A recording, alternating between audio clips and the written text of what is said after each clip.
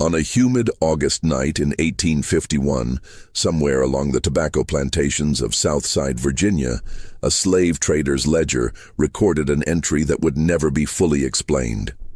The notation read, "One specimen, age approximately 19, purchased from Charleston Market. Unique physical characteristics. Price, $28.40, nearly 4 times the standard rate." The buyer's name was recorded as Thomas Rutledge, owner of Belmont Estate. What happened over the next 14 months would result in 3 deaths, the complete abandonment of a prosperous plantation, and the systematic destruction of every document related to the estate's activities during that period.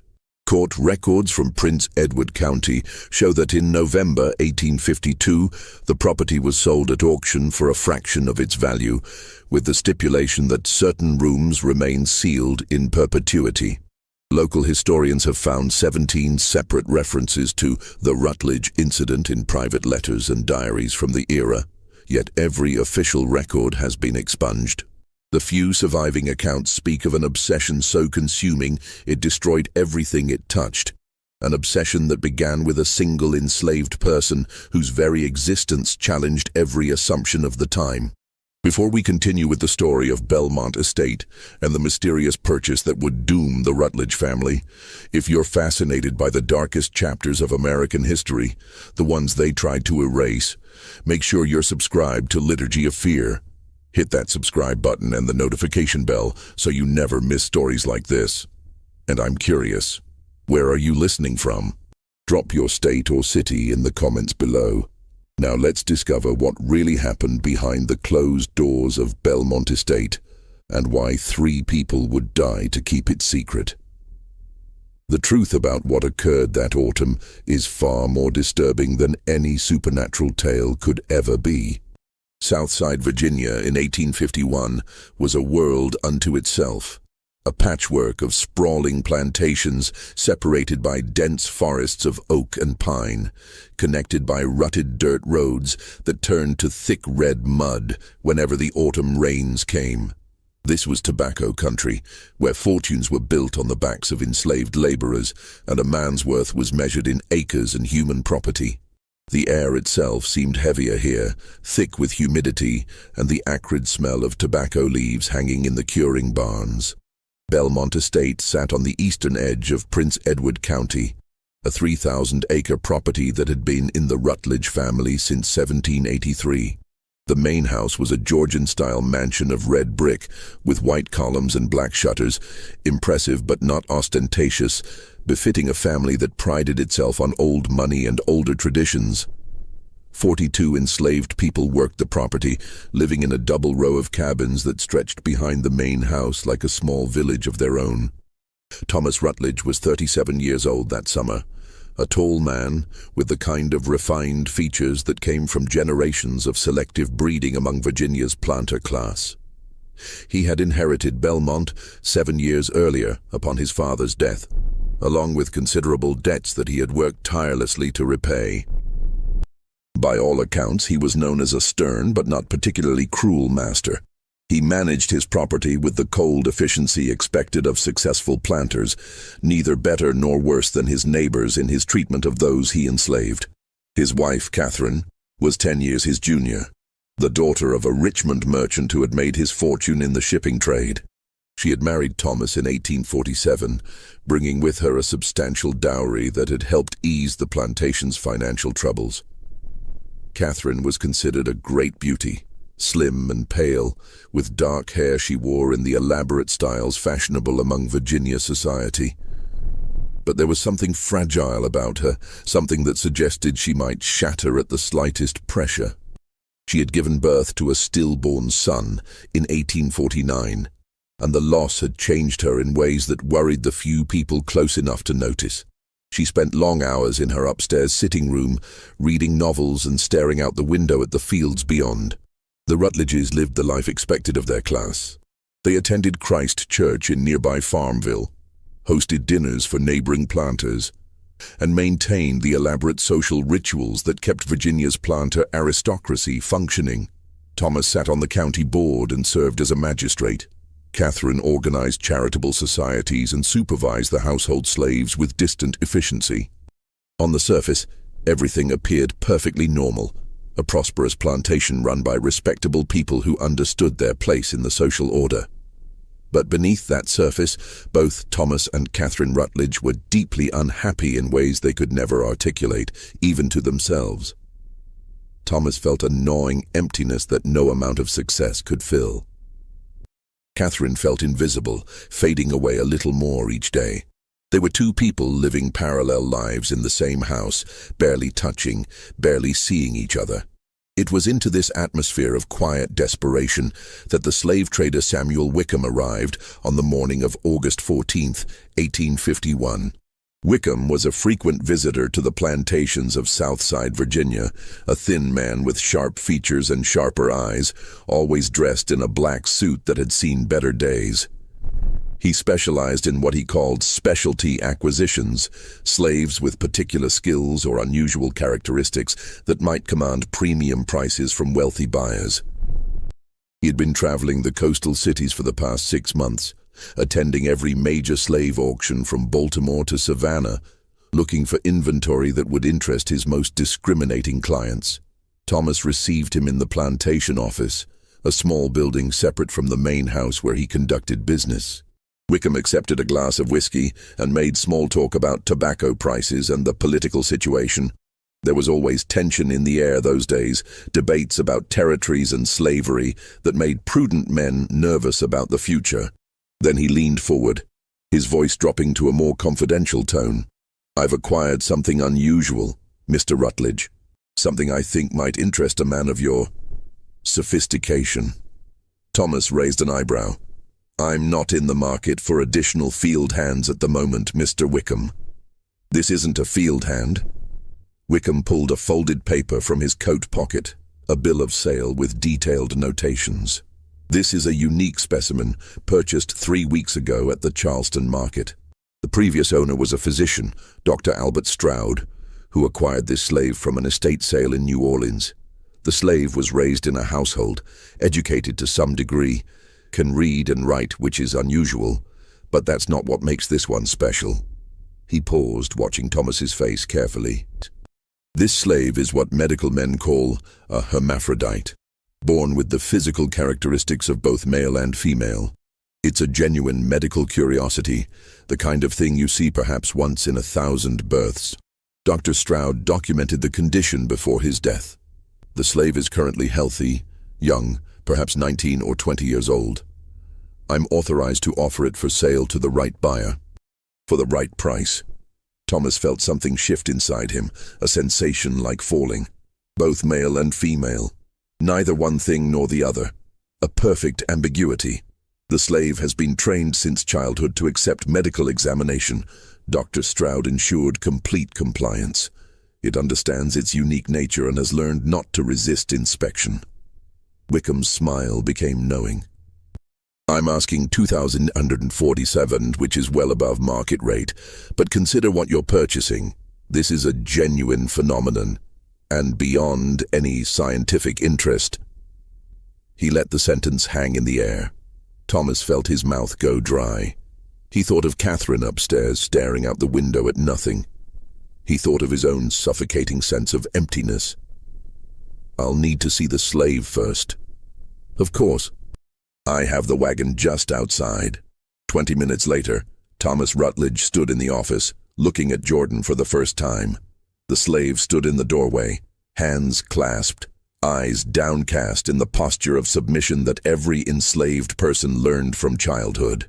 Jordan wore a simple cotton shift that revealed little, but even from across the room, Thomas could see what Wickham had described. The strange ambiguity that defied easy categorization. The face was beautiful in a way that belonged to neither sex entirely. Delicate features with high cheekbones, full lips, large dark eyes framed by long lashes. The hair was black, cropped short. The body beneath the shift suggested curves that might have been feminine or might have been something else entirely. The hands were graceful, the bare feet narrow and well-formed. But it was the voice that truly captured the impossible nature of this person's existence. When Wickham ordered Jordan to speak, What emerged was a sound pitched somewhere between male and female registers, belonging fully to neither. "My name is Jordan, Master. I am 19 years old. I can read, write, and cipher. I have been trained to submit to medical examination without resistance. I am obedient and willing to serve." The words were clearly rehearsed, delivered with the flat affect of someone who had learned to suppress all personality. But Thomas heard something beneath them, a quiet intelligence, an awareness that this person understood exactly what they were and what was being sold. Thomas stared, unable to look away from this person who seemed to exist in some impossible space between categories. He felt a fascination rising in him that he didn't fully understand, a need to comprehend this mystery standing before him. "I'll take it," he heard himself say. The transaction was completed within the hour. Wickham accepted a bank draft, handed over the papers, and departed with the satisfied air of a man who has made an excellent sale. Thomas stood alone in the office with his new acquisition, feeling excitement and unease in equal measure. "Come with me," he said finally. "I need to determine where you'll be housed." He didn't take Jordan to the slave quarters behind the main house. Instead, he led the slave to a small cottage that sat at the edge of the formal gardens, a structure that had once housed his father's valet, but had stood empty for years.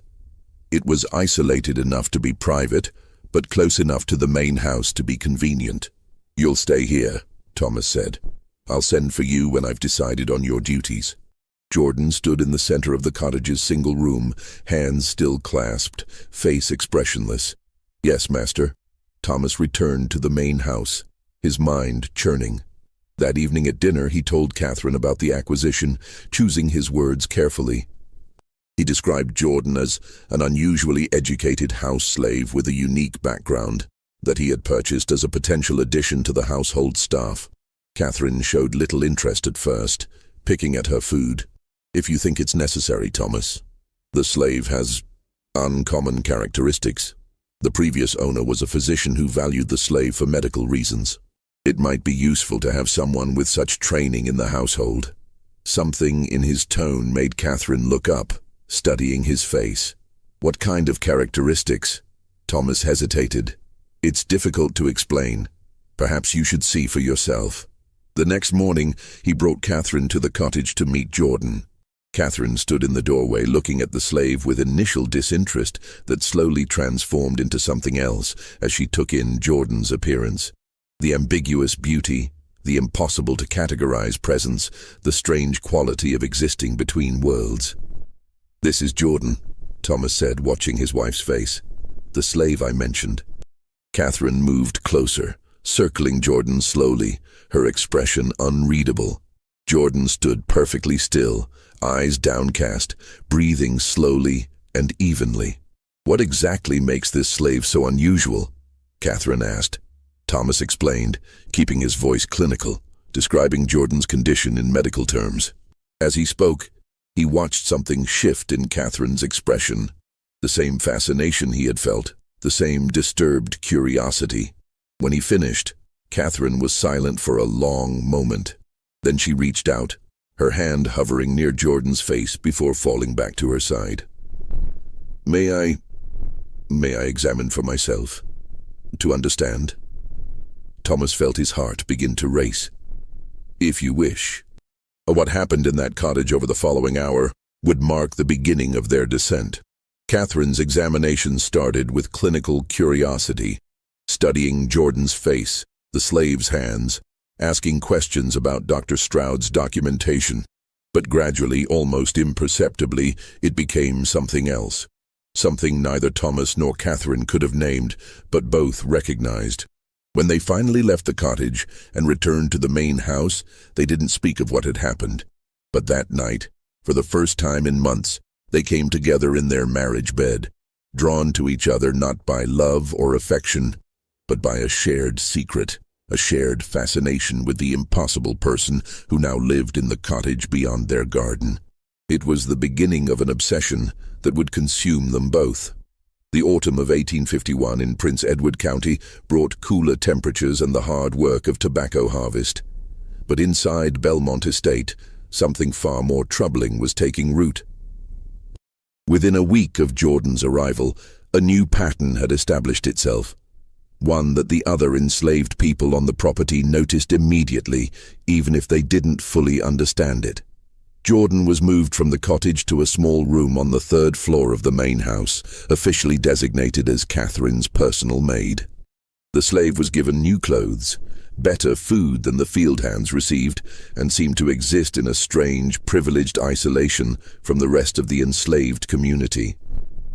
But the other slaves saw things that troubled them.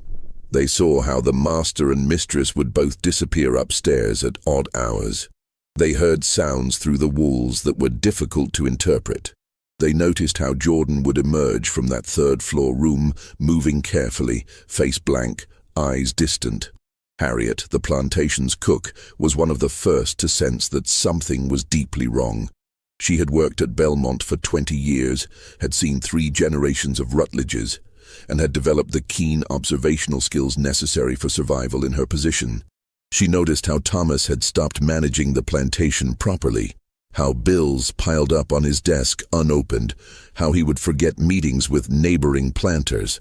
She noticed how Catherine had stopped eating properly, growing thinner and paler by the week, spending hours locked in that third-floor room. One morning in late September, Harriet tried to speak with Jordan in the kitchen. The younger slave had come down to fetch breakfast for the master and mistress, moving with that strange, careful gait, face showing nothing. "Child," Harriet said quietly, glancing around to make sure they were alone. "Are they hurting you up there? You can tell me. I've been here long enough to know when something ain't right." Jordan looked at her with those unreadable eyes. "I have everything I need, Aunt Harriet. The master and mistress treat me well. That ain't what I asked." A flicker of something crossed Jordan's face, so quick Harriet almost missed it. Pain, perhaps, or resignation. Then it was gone, replaced by that careful blankness. "I do what I was born to do," Jordan said softly. "What I was trained to do. It's easier when you don't think about it." Before Harriet could respond, footsteps sounded on the stairs above. Jordan gathered the breakfast tray and disappeared back upstairs, leaving Harriet alone in the kitchen with a sick feeling in her stomach. The whispers began in the slave quarters that night. People spoke in low voices about the strange new slave who never joined them in the evenings, who never attended the secret prayer meetings in the woods, who seemed to exist in some separate world entirely. Some of the older slaves remembered stories about conjure and hoodoo, about people born with unusual powers who could bewitch their masters. Others dismissed such talk as superstition, but couldn't explain what was happening in the big house any better. Meanwhile, upstairs in that third-floor room, Thomas and Catherine were discovering depths to their obsession that neither had imagined possible. Thomas had acquired books on anatomy and medical science, texts that discussed rare conditions and unusual cases. He would spend hours reading these volumes, then comparing what he learned to his observations of Jordan. He began keeping a journal, though its contents were far different from the meticulous plantation records he had maintained for years.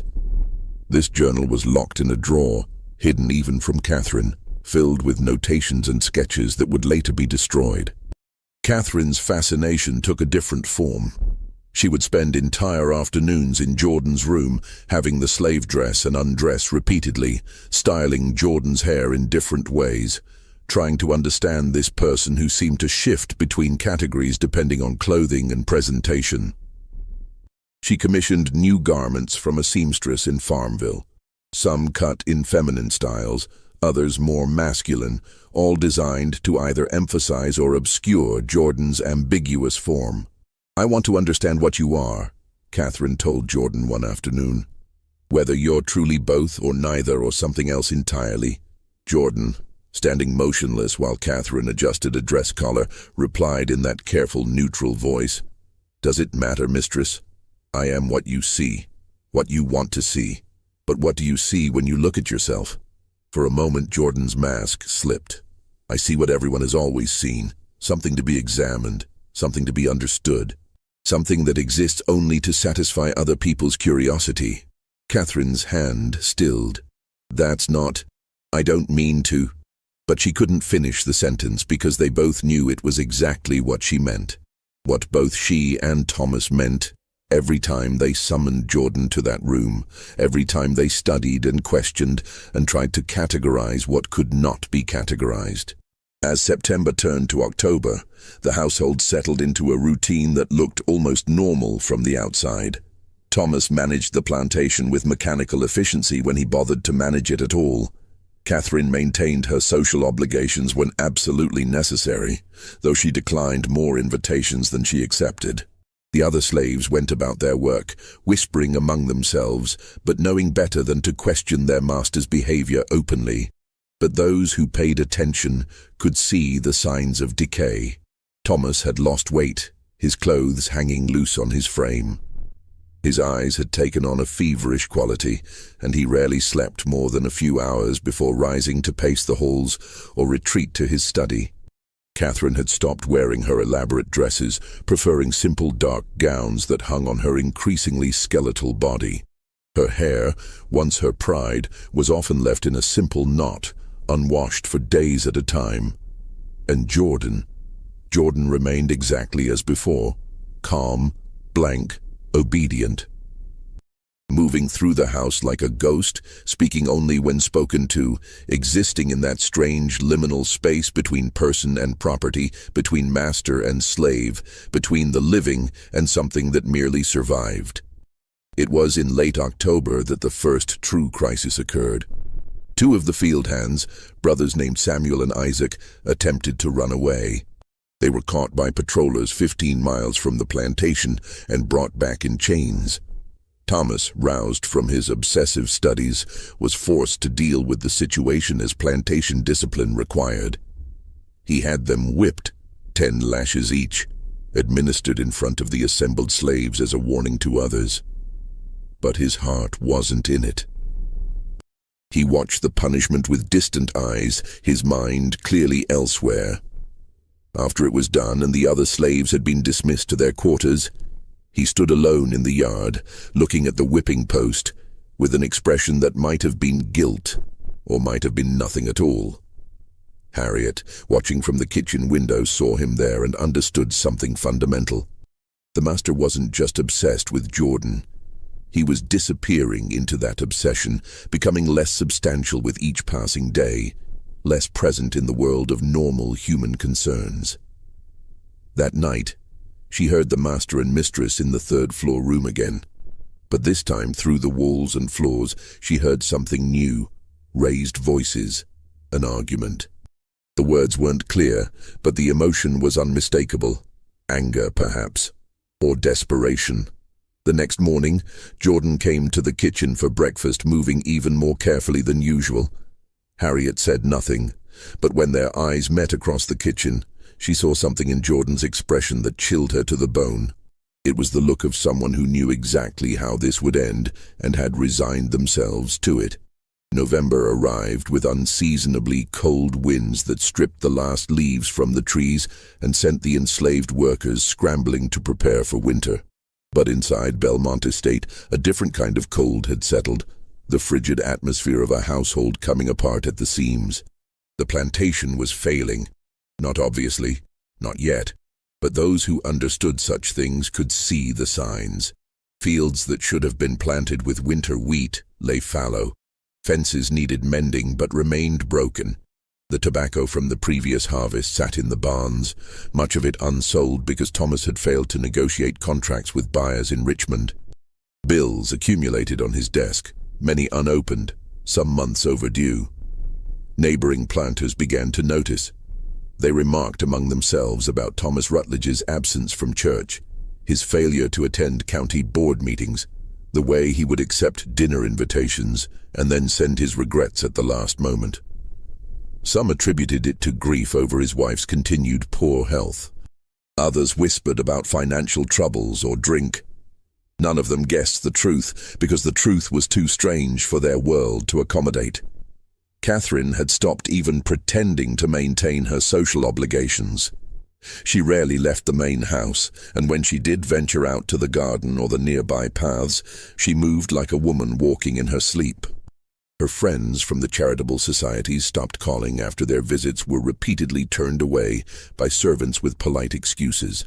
The minister from Christchurch came once to inquire after her health and was told she was indisposed. He left, looking troubled, but didn't return. The enslaved people on the property understood, in the way that the powerless always understand the powerful, that something was deeply wrong. The carefully maintained distance between master and slave had broken down in ways that made everyone uncomfortable. Thomas no longer inspected the work or gave clear orders. Catherine no longer supervised the household with her former efficiency. The plantation ran on momentum and the initiative of the slaves themselves, who understood that their survival depended on maintaining routines even when their masters had abandoned them. And then there was Jordan. The other enslaved people had initially viewed Jordan with suspicion tinged with fear.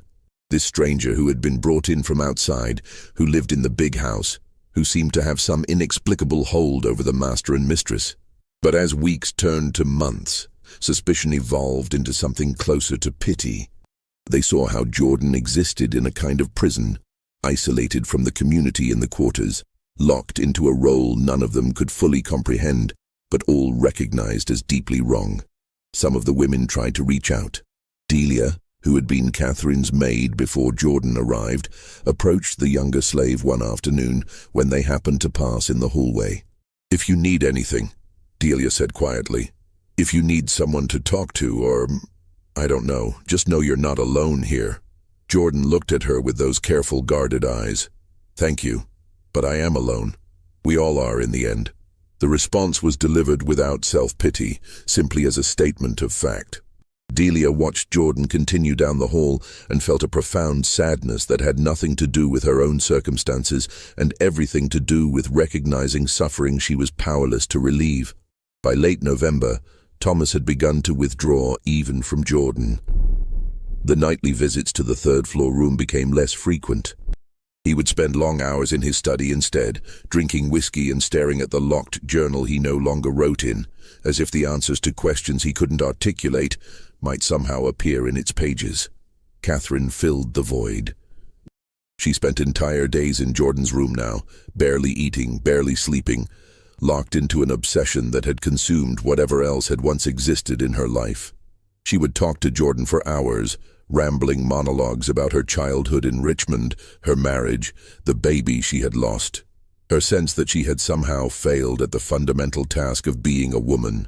Jordan listened with that same careful attention, responding when required, offering no judgment or comfort. Sometimes Catherine would fall asleep in the chair by the window, and Jordan would cover her with a blanket and sit perfectly still until she woke, hours later, disoriented and confused about where she was. "Why do you stay?" Catherine asked one afternoon. "You could run. Samuel and Isaac tried. You're smart enough to have a better chance than they did." "And go where, mistress? I was born marked as different. Everywhere I go, people see that difference and want to understand it, to examine it, to possess it. At least here I know what to expect." "That's terrible," Catherine whispered. "Yes, mistress, it is." It was during one of these long afternoons that Catherine finally articulated the question that had been growing in her mind for months. "Do you hate us? Thomas and me?" Jordan was silent for a long moment. When the slave finally spoke, it was with careful consideration, as if weighing each word. "Hate requires a kind of freedom I don't have, mistress. To hate you, I would have to believe I deserved something different, that I had a right to be treated as fully human. But I was taught from childhood that I don't have that right, that my unusual nature makes me something less than human, something to be studied and displayed, so no, I don't hate you, I don't. I simply endure you, the same way I've endured everyone before you, and will endure everyone who comes after." Catherine began to cry then, deep, wrenching sobs that seemed to come from somewhere fundamental. Jordan sat motionless, offering no comfort, simply bearing witness to the mistress's breakdown with that same careful neutrality. When Catherine finally composed herself, her face was blotchy and her eyes were red. "I think we're destroying ourselves," she said. "Thomas and I. This obsession with you, it's like a disease eating us from the inside." "Yes, mistress. And you're just watching it happen? What else can I do?" Catherine had no answer. The crisis that had been building for months finally came to a head on December 15th, when Dr. Edmund Carlyle arrived at Belmont Estate. Dr. Carlyle was a physician from Richmond, an old friend of Thomas's father, who had written to Thomas weeks earlier offering condolences on some business difficulties he'd heard about through mutual acquaintances. Thomas, in a moment of weakness and desperate need to validate his obsession, had written back, mentioning his acquisition of a medical curiosity, and inviting Carlyle to visit and offer his professional opinion. He arrived in the afternoon, a rotund man in his 60s with white mutton chops and the confident bearing of someone who had spent 40 years being deferred to as an authority. Thomas greeted him with an enthusiasm that seemed forced, almost manic. Catherine remained upstairs claiming a headache. They dined together that evening, and Thomas spoke with barely controlled excitement about Jordan. Carefully at first, using medical terminology and discussing the rarity of true hermaphroditism, but gradually becoming more animated, more revealing of his fascination. Carlyle listened with professional interest that slowly shifted to something more troubled as the evening progressed. "I would be very interested to examine this slave," Carlyle said finally, "if you're amenable." "Of course. That's why I invited you. I value your expertise, your professional assessment of the situation." Something in Thomas's voice made Carlyle pause. "The situation?" Thomas seemed to catch himself. "The medical condition, I mean. The documentation from the previous owner was extensive, but I would appreciate a second opinion from someone of your standing." After dinner, Thomas brought Carlyle to Jordan's room. Catherine was already there, sitting in her chair by the window, looking like a wraith in her dark dress. Jordan stood by the door, hands clasped, face carefully neutral. "This is Jordan," Thomas said, his voice taking on that clinical tone he used when trying to maintain distance from his obsession. "The slave I mentioned in my letter." Carlyle approached Jordan with professional detachment, asking questions about age, general health, the slave's history before coming to Belmont. Jordan answered in that careful, rehearsed manner, providing information without inflection or emotion. "May I conduct a brief physical examination?" Carlyle asked. "Nothing invasive, simply an external observation to assess the condition Mr. Rutledge described." Jordan glanced at Thomas, who nodded. "Of course, Doctor. Jordan is accustomed to medical examination." What followed was a professional, respectful assessment that stood in stark contrast to what had been happening in that room for the past 4 months. Carlyle examined Jordan's face, hands, asked the slave to turn slowly, made a few notations in a small book he carried. His examination was thorough but dignified, treating Jordan as a patient rather than a specimen. When he was finished, his expression had shifted from clinical interest to something more complex, a mixture of professional curiosity and deeply personal concern. "Remarkable," he said quietly. "A genuine case of hermaphroditism. Quite rare indeed." He looked at Thomas, then at Catherine, sitting motionless in her chair. "Might I speak with you privately, Mr. Rutledge?" They retired to Thomas's study, leaving Catherine and Jordan alone upstairs. Carlyle accepted a brandy and stood by the fire, choosing his words with obvious care. "Thomas, I've known your family for many years. I respected your father despite his difficulties, which is why I must speak frankly now, as a friend and as a physician." Thomas felt his stomach tighten with dread. "What is it?" "That slave upstairs is indeed a genuine hermaphrodite. The condition is as rare as you suggested. From a strictly medical standpoint, it would be of considerable interest to researchers." Carlyle paused, his eyes grave. "But Thomas, what concerns me is not the slave's condition. What concerns me is the atmosphere in that room, The way you and your wife look at that person, the tension, the obsession I sense beneath your words." Thomas felt his face flush. "I don't know what you're suggesting. I'm suggesting that you've become dangerously fixated on this slave in a way that goes far beyond medical or scientific interest. Your plantation is failing. I could see that on my way up the drive. Your wife looks like she hasn't slept properly in months. You yourself appear—" He paused, searching for the right word. "Consumed. This isn't healthy, Thomas. Whatever is happening here needs to stop before it destroys you." "Jordan is my property," Thomas said, his voice sharper than he intended. "How I choose to manage my property is my concern. There are moral lines, Thomas, even in the treatment of slaves, and I fear you've crossed several of them." The conversation deteriorated from there. Thomas became defensive, then angry. Carlyle remained firm but compassionate, trying to make Thomas see what was happening to him and his wife, but Thomas couldn't or wouldn't hear it. The obsession had its hooks too deep. Carlyle left the next morning, troubled and convinced that something terrible was unfolding at Belmont Estate. He considered writing to mutual friends, perhaps even to the county authorities. But what would he report? That a man was too interested in a slave he owned. That wasn't illegal, wasn't even particularly unusual in Virginia in 1851. So Carlyle did nothing, and the opportunity to intervene passed. After his departure, Thomas and Catherine didn't speak about the visit, but something had shifted. Carlyle's words had forced them to confront, however briefly, what they were doing. And that confrontation didn't lead to change. It led to desperation, to a doubling down on the obsession, as if by consuming themselves entirely in it, they could somehow escape the guilt that was beginning to poison everything. January 1852 brought heavy snows that isolated Belmont Estate from the outside world for nearly 3 weeks. The tobacco fields lay dormant under white blankets, the slaves huddled in their quarters around smoky fires, and inside the main house, Thomas and Catherine descended further into a darkness that neither could any longer deny or escape. The isolation seemed to accelerate everything. With no social obligations to maintain, no appearances to keep up, they abandoned whatever restraint had remained. Thomas stopped even pretending to manage the plantation. Catherine stopped leaving the 3rd floor entirely.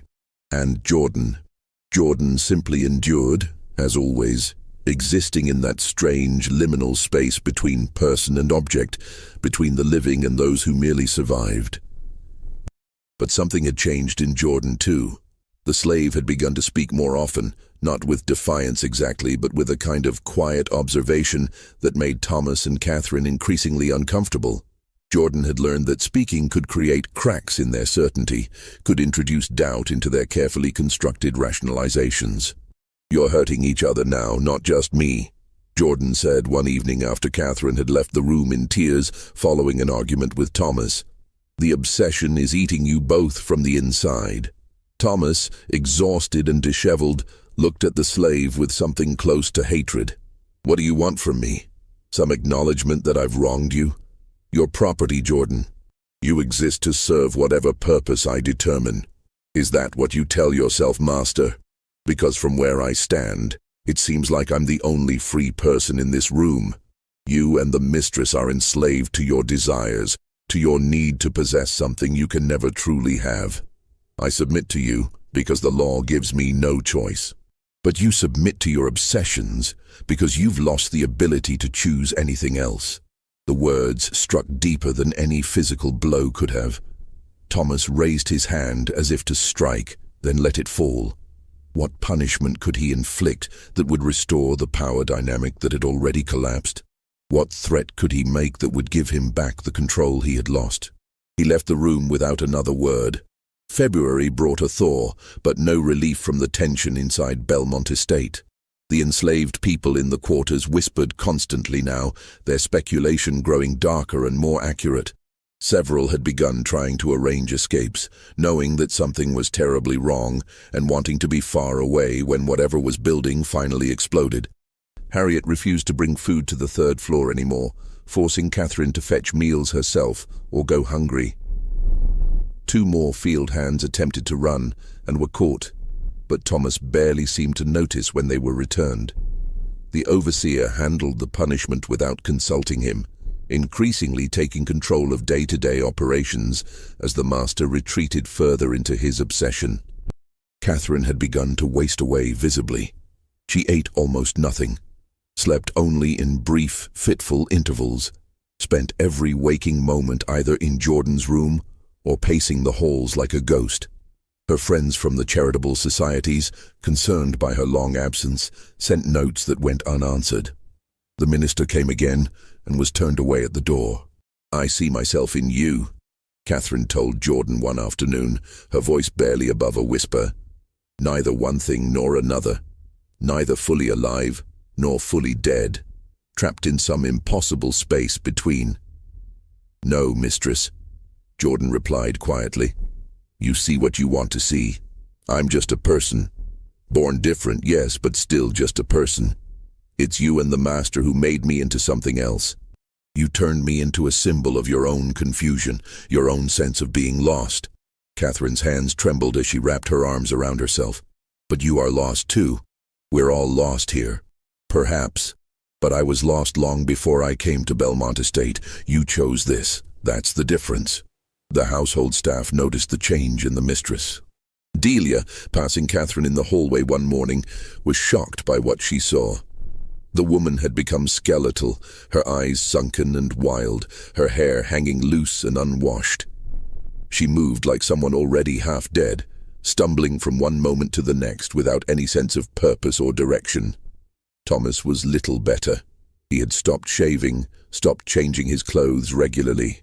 He would wander the house at odd hours, muttering to himself, sometimes standing outside Jordan's door for long minutes without ever knocking.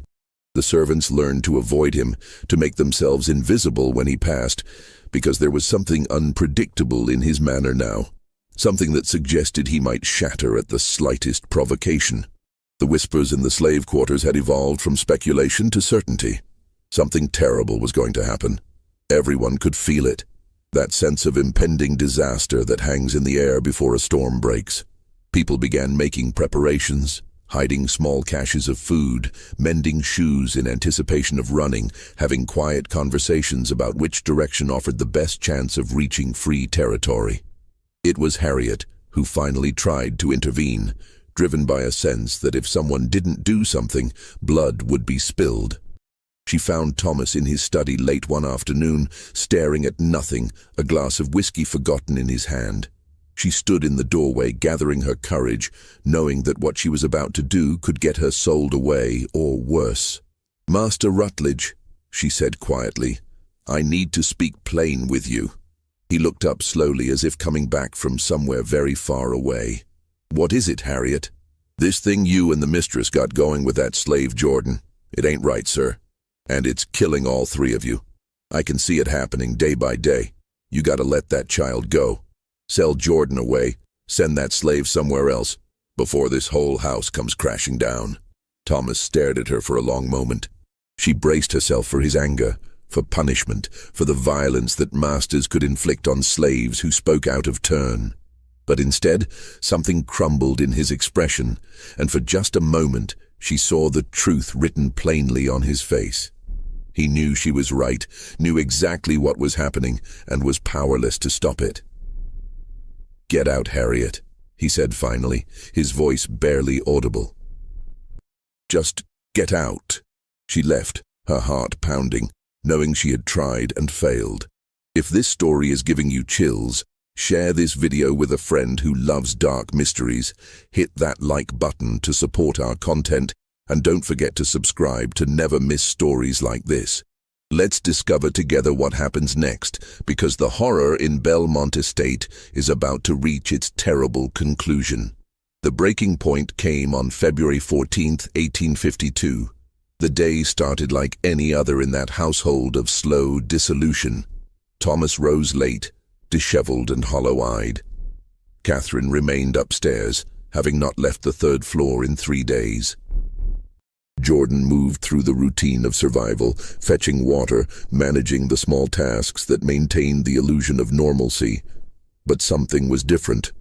Those who knew Catherine well, and the enslaved women who had served her for years knew her better than anyone, could see that she had reached some kind of breaking point. There was a strange calm about her that morning, a stillness that was more frightening than her usual agitation. Delia noticed it when she passed the mistress in the hallway. Catherine's eyes, usually restless and fevered, had taken on a glassy quality, as if she were looking at something very far away. She moved with deliberate slowness, like someone performing a rehearsed ritual. When Delia offered to bring her tea, Catherine simply shook her head and continued up the stairs without speaking. Harriet noticed it too, and the feeling of dread that had been building in her chest for months suddenly intensified. She found herself praying, quietly under her breath as she worked in the kitchen, that whatever was coming would pass quickly and leave the innocent unharmed. By evening, a cold rain had begun to fall, drumming against the windows and turning the world outside into a blur of grey water. The temperature dropped sharply, and the wind howled around the corners of the house, making the old structure creak and groan. It felt like the kind of night when terrible things happened, when the normal rules of the world suspended themselves. Thomas sat in his study, staring at the fire, drinking whiskey with mechanical regularity. He had stopped trying to understand what had happened to his life, had stopped trying to rationalize or justify. He simply existed in a fog of alcohol and exhaustion, waiting for something he couldn't name. Upstairs, Catherine sat in Jordan's room, watching the slave with an intensity that had become familiar over the months, but had now taken on a desperate edge. The lamp flickered, casting shadows that danced across the walls. Outside, the rain intensified, and somewhere in the distance thunder rumbled. "I can't do this anymore," she said suddenly, her voice cracking. "I can't wake up one more day in this house, in this life, knowing what we've become." Jordan, sitting on the narrow bed, looked at her with those careful, guarded eyes. "Then leave, mistress. Take what money you can and go somewhere far away. Start over." "Start over?" Catherine laughed, a broken sound with no humor in it. "How do I start over when I carry this with me? When every time I close my eyes I see what we've done, what we've become? You don't understand. There's no starting over from this. There's only ending it." Something in her tone made Jordan sit up straighter, suddenly alert. "Mistress, what do you mean?" Catherine stood abruptly, pacing to the window and back, her movements jerky and uncoordinated. Rain lashed against the glass and lightning briefly illuminated her face, gaunt, haunted, already half dead. "I thought understanding would bring freedom. I thought if I could just comprehend what you are, if I could solve the mystery of your existence, it would somehow solve the mystery of my own emptiness. But it's only made everything worse. You were right. You're just a person, and we turned you into a symbol of our own brokenness. And I can't live with what that makes us. Catherine." Jordan used the mistress's name for the first time, abandoning the careful formality of slavery. "Whatever you're thinking, stop. Talk to someone. The minister, a doctor, anyone who can help you." "Help me?" Catherine's voice rose, taking on a hysterical edge. "Help me what? Forget what we've done to you? Pretend we're decent people? We're not. We're monsters who used another human being to fill the emptiness inside us, and it didn't work, and now I'm hollow all the way through." She moved to the dresser with sudden purpose, opened a drawer, and pulled out something that gleamed dully in the lamplight. A pistol. One of Thomas's father's dueling pistols that she must have taken from the study days ago, hidden here, waiting for this moment. Jordan stood slowly, hands raised in a gesture of peace. "Mistress, please, put that down." "Why?" Catherine turned to face Jordan, the gun held loosely in her shaking hand. "So we can keep doing this, keep destroying each other day by day. I'm tired, Jordan. I'm so tired of being alive, so tired of feeling everything and nothing at the same time." Thunder cracked directly overhead, so loud it seemed to shake the house. The lamp flickered wildly, nearly going out, then steadied again. In that moment of darkness, Catherine's face looked like a skull, all sharp angles and hollow eyes. The door burst open. Thomas stood in the doorway, alerted by Catherine's raised voice, water dripping from his coat. He had been standing outside in the rain, she realized, probably for hours. His eyes immediately fixed on the pistol in his wife's hand, and whatever fog of alcohol and despair he'd been living in suddenly cleared. "Catherine, what are you doing?" She turned to look at him, tears streaming down her wasted face, mixing with the lamplight to make her skin seem to glow. "I'm ending it, Thomas. I'm stopping this before it goes any further, before we destroy anything else. Anyone else. Give me the gun." Thomas moved into the room, hand outstretched, his voice taking on a careful, gentle quality she hadn't heard in months. "Please, Catherine, whatever you're feeling, we can what?" She laughed that broken laugh again. "Fix this. Make it right. There's no making this right, Thomas. We destroyed this person." She gestured toward Jordan with the gun, the barrel wavering wildly. "We destroyed each other. We destroyed everything we touched because we were too broken to do anything else. Don't you see? We're poison. Everything we touch turns sick and dies." Jordan spoke then, voice calm despite the weapon pointed in their direction. "Catherine, you're not a monster. You're a person who made terrible choices, yes, but you can still choose differently. You can still walk away from this. Both of you can. It's not too late to. It is too late." The gun shook violently in Catherine's grip. "It's been too late since the day Thomas brought you here. Maybe it was too late years before that, when I married a man I didn't love for money I didn't need. When I tried to be someone I wasn't. When I lost the baby and realized I'd never be the person everyone expected me to be. Don't you understand? I can't keep living like this. Every breath is agony. Every moment I'm awake I see what we are, what we've done, and I can't bear it anymore."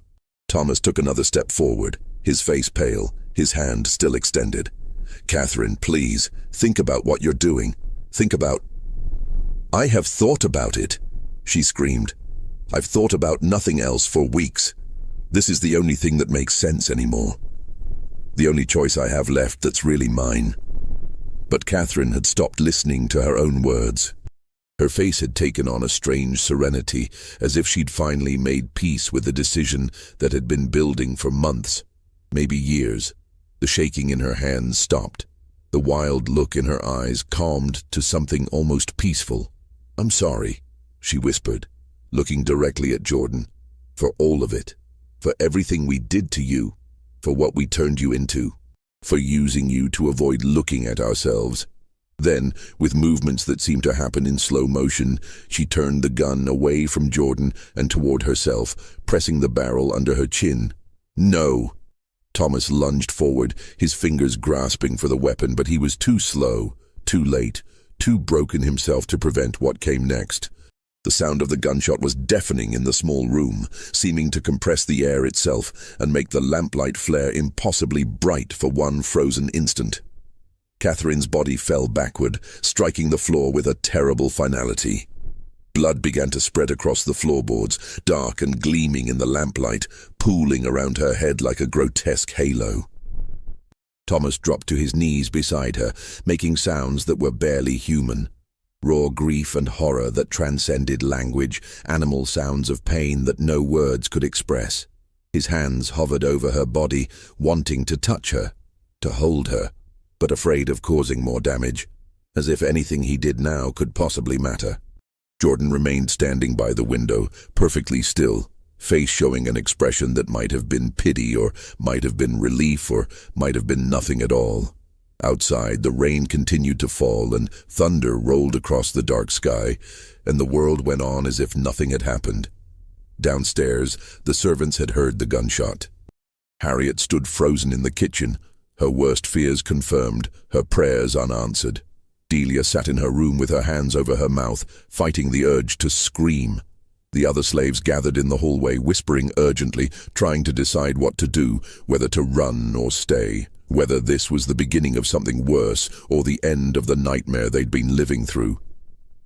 Catherine lived for 17 more hours. The bullet had caused terrible damage, but hadn't killed her immediately, leaving her suspended between life and death, in a state beyond consciousness or pain. She lay in her bed while Thomas sat beside her, holding her hand, whispering apologies she couldn't hear, begging forgiveness from someone who was already gone, even though her heart still beat.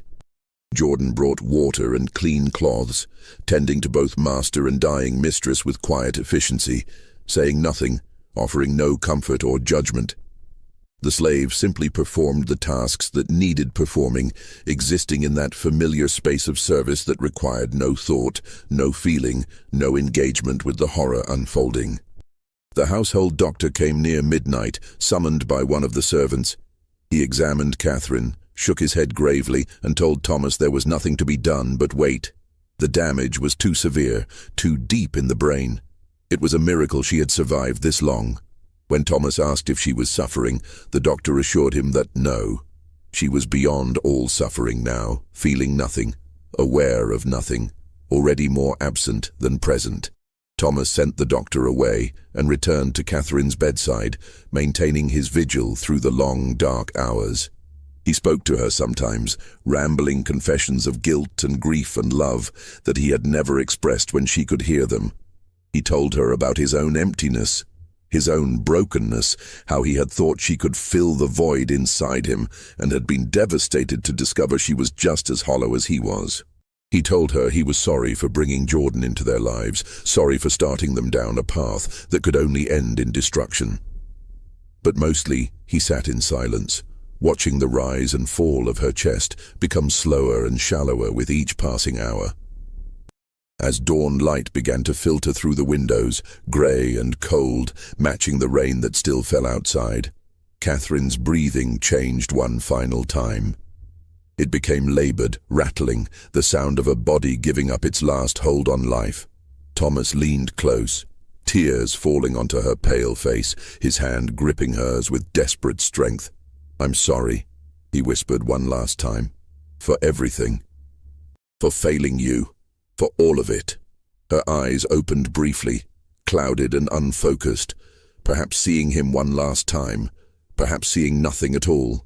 Her lips moved, forming words without sound, words he would never know, messages that died undelivered. Then she was gone. The terrible rattling breath stopped. Her hand went limp in his. The slight warmth that had remained in her skin began to fade, replaced by the cold that claimed all the dead. Thomas sat with her body for hours after, unable to move, unable to think, unable to feel anything except a vast emptiness that seemed to swallow everything. Not just Catherine, not just himself, but the entire world, the entire universe, everything collapsing into a void that had no bottom and no end. Finally, Jordan spoke from the doorway, voice quiet and neutral. "Master, we need to call for help. The servants, the doctor, someone needs to be told." Thomas looked up at the slave, his face ravaged by grief and guilt, his eyes red from crying, his hands still clutching his dead wife's cooling fingers. And in that moment, unable to bear the weight of his own culpability, he lashed out at the only target available. "This is your fault," he said, his voice flat and dead. "You did this to us. You destroyed everything." Jordan met his gaze steadily, neither flinching nor arguing, simply accepting the accusation with the same careful neutrality that had characterized every interaction. "No, Master, you did this to yourselves. I was just here." The words hung in the air between them, simple, undeniable, devastating in their truth. Thomas had no response. He turned back to Catherine's body and said nothing more. The aftermath unfolded with grim inevitability, each step following logically from what had come before, like a mathematical proof leading to an inescapable conclusion. Thomas claimed Catherine's death was an accident, a tragic misfortune that occurred while she was handling one of his father's old pistols, not understanding it was loaded. The local magistrate, a man who had known Thomas since childhood, and who understood the complications that suicide created for a respectable family, accepted this explanation with visible relief. He conducted a brief investigation that asked no difficult questions and reached the conclusion everyone wanted. Suicide was shameful, legally complicated, problematic for the church, and for inheritance. Accident was simpler for everyone involved. The funeral was held 3 days later at Christ Church in Farmville, well attended by neighboring planters and their wives who came to pay their respects to one of their own. They stood in the cold rain and spoke in hushed, sympathetic tones about the tragedy of a young woman taken before her time. They remarked on how devastated Thomas appeared, how he had aged years in recent months, how grief had hollowed him out until he seemed barely substantial. They offered their condolences with genuine feeling. These people who had known the Rutledges for generations, who had no idea what had really happened behind the closed doors of Belmont Estate. None of them knew the truth. Or if some suspected, if they had noticed Thomas's increasing withdrawal from society, Catherine's strange behavior, the whispered rumors that had begun circulating among the enslaved community, they had the good sense not to speak of it. Some questions were better left unasked in Virginia in 1852. Some answers were too disturbing to acknowledge. But the enslaved community knew. They always knew. In the quarters at Belmont and on neighboring plantations, in whispered conversations after the masters had gone to bed, the truth circulated through the invisible network that connected Virginia's enslaved population. The story of what had happened at Belmont Estate spread and grew in the telling, acquiring mythic dimensions as it passed from mouth to mouth, becoming a cautionary tale about the corrupting nature of absolute power, and what happened when masters treated enslaved people not as human beings, but as objects to satisfy their desires. They spoke of Jordan, the strange slave, neither man nor woman, who had somehow driven the Rutledges to destruction simply by existing. Some versions of the story suggested Jordan had special powers, some kind of conjure or hoodoo that made masters lose their minds. Others claimed Jordan had been so beautiful, so impossibly alluring, that even good Christian people couldn't resist falling into sin. Still others whispered that Jordan hadn't done anything at all except hold up a mirror to the Rutledges' souls, and they had destroyed themselves when they couldn't bear what they saw reflected there. The truth, as always, was more complicated and more mundane than legend allowed. But the legend served its purpose, reminding the enslaved that their masters were not invulnerable, that obsession and guilt could destroy even the most powerful, that sometimes survival itself was a kind of victory. Within a week of Catherine's funeral, Thomas made arrangements to sell Belmont Estate. He met with potential buyers, negotiated terms, accepted the first reasonable offer despite it being well below the property's actual value. He wanted only to be rid of the place as quickly as possible, to put distance between himself and the site of his destruction. Before the sale was finalized, he did 3 things. First, he ordered the 3rd-floor room where Catherine had died, sealed and locked. He had workers remove all the furniture, scrub the bloodstains from the floorboards, though the stains never quite disappeared, no matter how hard they scrubbed. Then he had the door locked and the key thrown into the well, with stipulations written into the sales contract that the room remain sealed in perpetuity. The buyer, a merchant from Petersburg, thought it an eccentric request but agreed readily enough. What did he care about one locked room in a house with 20 others? Second, Thomas systematically destroyed every document related to Jordan. Bills of sale, medical records, personal journals, correspondence with Dr. Carlyle. He built a fire in his study fireplace and fed the papers into it one by one, watching years of documentation turn to ash. He burned Catherine's diary too, though he never read it first. He couldn't bear to see his own actions reflected through her eyes, to understand how she had experienced what they had done. Third, he sold most of the enslaved workers along with the property, dispersing them to different buyers across the county. Families were separated, communities broken apart, lives disrupted once again, to serve the convenience of those who owned them. Thomas felt a distant guilt about this, understanding on some level that he was inflicting fresh trauma on people who had already endured so much. But guilt changed nothing. He needed money to start over, and slaves were property to be liquidated like any other asset. But he kept Jordan. When asked why, he had no good answer. Perhaps it was because Jordan was the only other person who truly understood what had happened, the only witness to his complete degradation. Perhaps it was because some part of him still felt that strange fascination, that need to possess what he couldn't understand.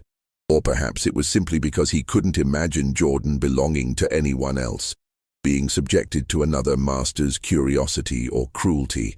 He moved to a small house in Lynchburg with just 3 slaves, Jordan and 2 elderly servants too old to fetch good prices at auction. It was a modest residence on a quiet street, nothing like the grandeur of Belmont.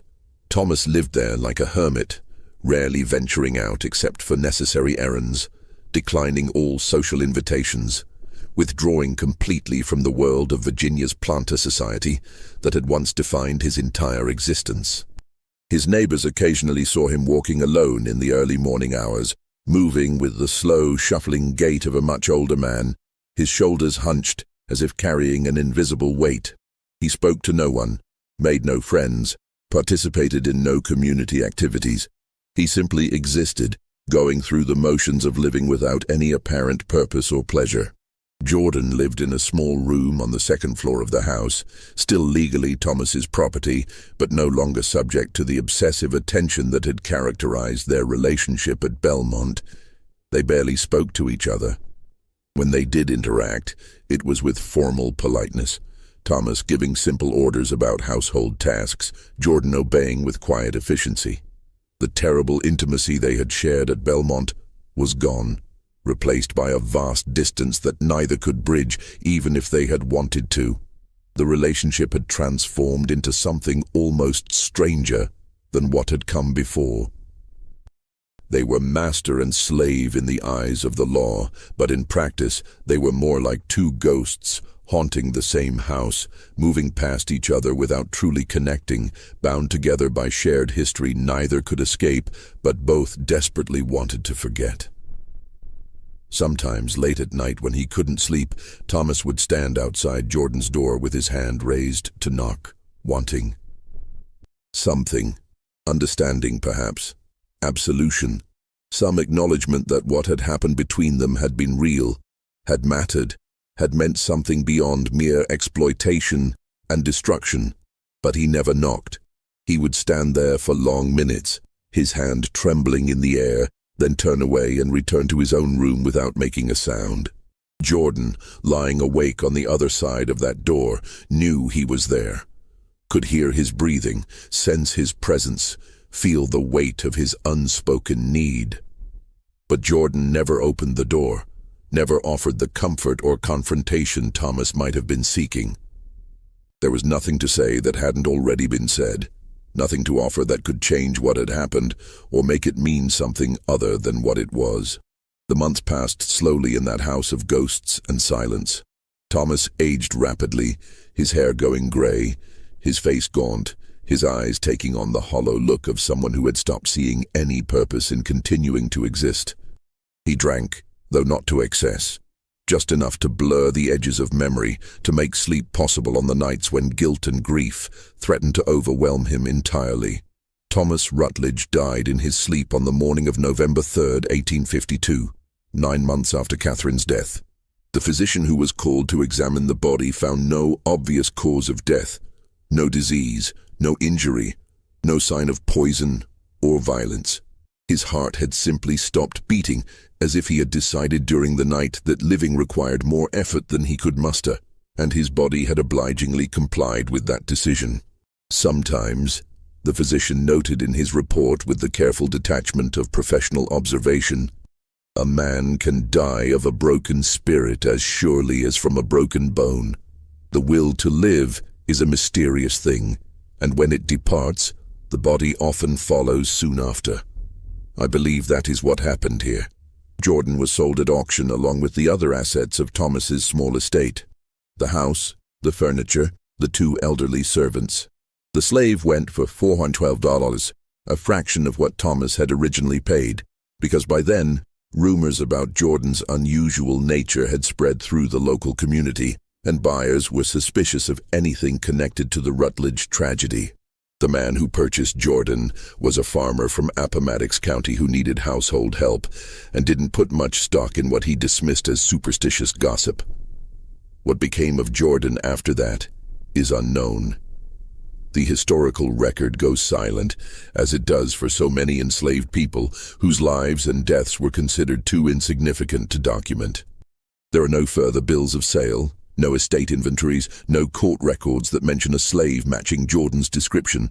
The person simply vanished into the vast darkness of the American slave system, becoming one of millions whose stories were never recorded, whose suffering left no official trace beyond whispered legends and sealed documents. Perhaps Jordan eventually found freedom somehow, through escape to the north, through the chaos of the approaching civil war, through eventual emancipation when it finally came. Perhaps Jordan lived a long life under a new name, in a place where no one knew the story of Belmont Estate, where being different was no longer a curiosity to be examined, but simply one variation among many in the infinite diversity of human existence. Perhaps Jordan found some measure of peace, some way to heal from the violations suffered at the hands of Thomas and Catherine Rutledge. Or perhaps not. Perhaps Jordan lived the rest of a short life being passed from master to master, examined and exploited by each in turn, dying young and forgotten in some unmarked grave.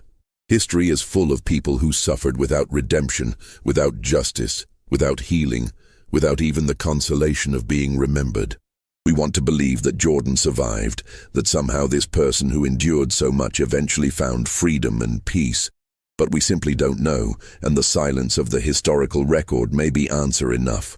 Belmont Estate stood empty for 3 years before being purchased by the merchant from Petersburg who had bought it from Thomas. The new owner moved in with his family, determined to restore the property to its former prosperity. But within weeks, strange reports began circulating. The sealed room on the 3rd floor disturbed everyone who passed it in the hallway. There was a cold spot by the door that never warmed, even in the heat of summer, and sometimes people reported hearing sounds from inside, though the room had been empty and locked for years. Against the stipulations of the original sale, the new owner eventually had the room opened, curiosity overcoming his agreement to leave it sealed. Inside, workers found evidence of what had happened there. Dark stains on the floorboards that no amount of scrubbing had removed, marks on the walls where furniture had stood, an atmosphere so oppressive that the men who entered refused to stay longer than absolutely necessary. They stripped the room entirely, replaced the floorboards, repainted the walls. But the new owner's family reported they could never quite shake the feeling that something terrible had happened in that space, some echo of violence and despair that lingered despite all efforts to erase it. The estate changed hands 4 more times over the next decade, each owner staying only briefly before selling at a loss and moving on. Stories began to circulate about the property, about strange sounds in the night, about shadows that moved in ways shadows shouldn't move, about a presence that filled certain rooms with inexplicable dread. Each successive owner tried to dismiss these stories as superstitious nonsense, the kind of tales that accumulate around any old house. But each eventually sold the property for less than they'd paid, and each quietly warned the next buyer that something was wrong with the place, though they could never quite articulate what. By 1865, during the chaos of the Civil War's final months, when Union and Confederate forces swept back and forth across Virginia, the main house burned under circumstances that were never adequately explained. Some said it was Union soldiers passing through the area. Others claimed it was local residents who had grown tired of the house's sinister reputation and decided to end it once and for all. Still others whispered that the house had simply destroyed itself, that the weight of what had happened there had become too much for brick and timber to bear, and the fire had started from within. Only the foundation and a few outbuildings survived the blaze. These remained standing for another 2 decades, slowly deteriorating, before being finally swallowed by forest and undergrowth as nature reclaimed land that humans had abandoned. Today, nothing remains of Belmont Estate except a few crumbling brick foundations, barely visible beneath decades of leaf litter and encroaching vegetation. The land is privately owned, posted with no trespassing signs that are carefully maintained, though no one seems to know who maintains them or why. Local historians acknowledge that a plantation once stood there, that the Rutledge family lived and died on that property, but details about the estate's history are notably absent from county records, as if someone long ago made a systematic effort to erase the place from official memory. The sealed court documents related to the Rutledge incident